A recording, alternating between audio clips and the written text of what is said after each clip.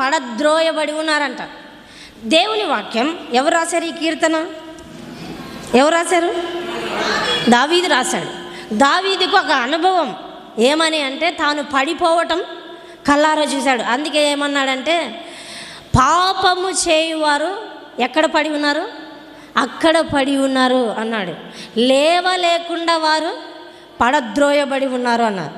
వినండి, పేతురు అత్త జ్వరంతో పడిందేమో, కానీ ఆమెను యేసుప్రభు వచ్చి బాగు చేశాడు. కానీ మనుషులు ఎలా పడి ఉన్నారు? పాపంతో పడి ఉన్నారు. నిజం, మనం పడి ఉండగా పైనుండి ప్రభు చూశాడు.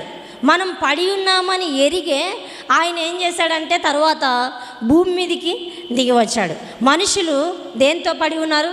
పాపంతో పడి ఉన్నారు.